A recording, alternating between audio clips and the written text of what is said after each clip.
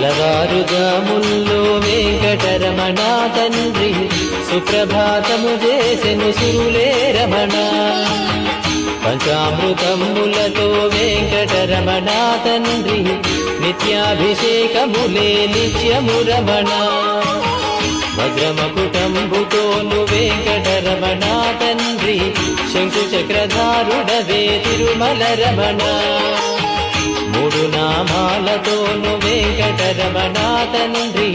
ముల్లోకములు ఏడడి మూర్తి విరమణ